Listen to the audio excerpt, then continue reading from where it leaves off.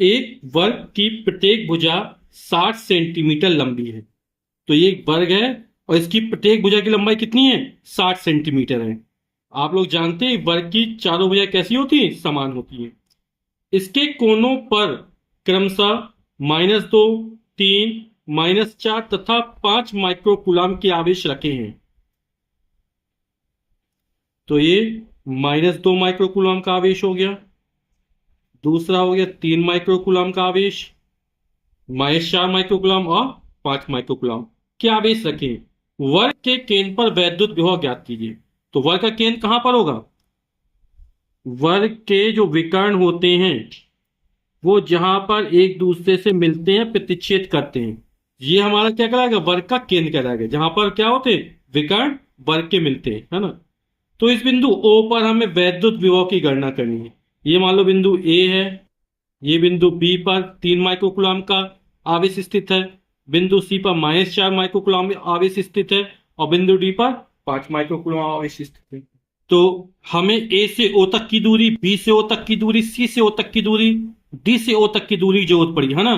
क्योंकि वैद्युत विभव V बराबर तो 1/4πε0 Q/r। r क्या दूरी है। तो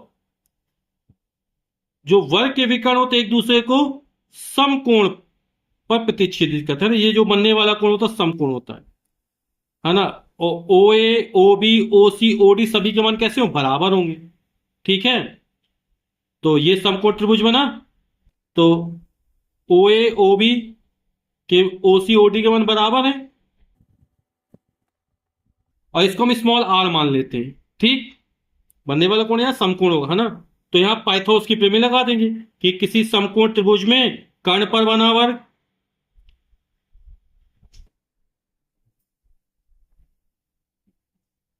शेष दो भुजाओं पर बने वर्गों के योगफल के बराबर होता है।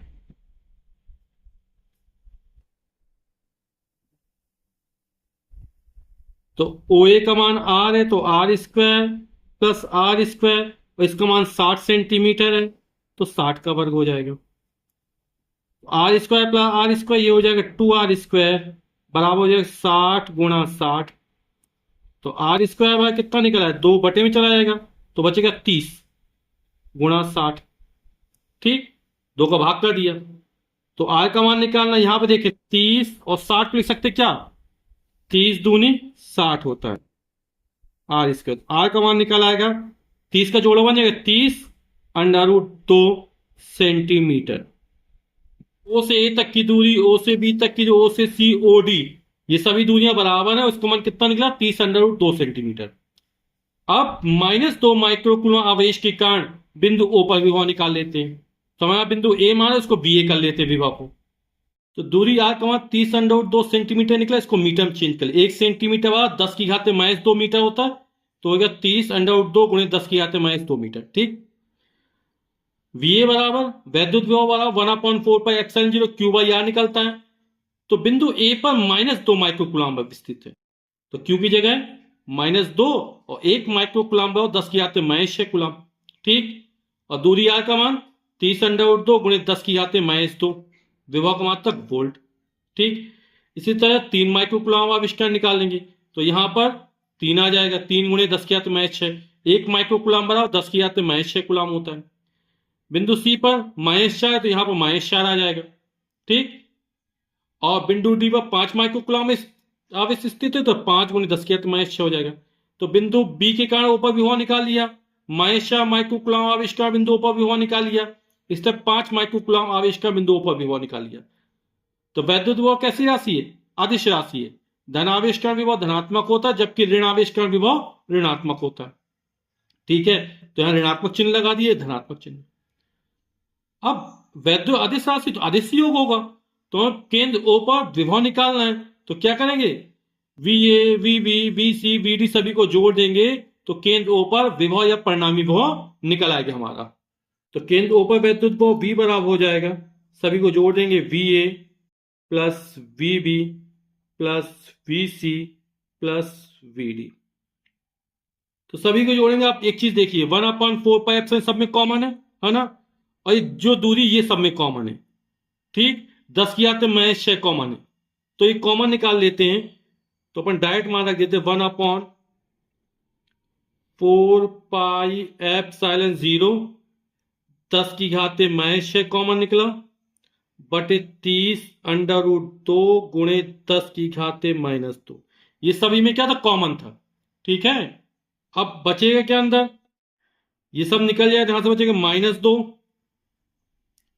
प्लस लगाया, यहां से बचा प्लस का 3, फिर प्लस लगाया, यहां बचा -4, फिर प्लस लगाया, यहां बचा 5। बाकी सब क्या निकला, कॉमन निकला है। ठीक है, 1/4 पाई एप्सिलॉन 0 को मान 9 गुणे 10⁻⁹ होता है। 10⁻⁻2 ऊपर पहुंच प्लस हो जाएगा, है ना। तो 10⁻⁻⁶ ये 10⁻2 बटे बचा 30√2।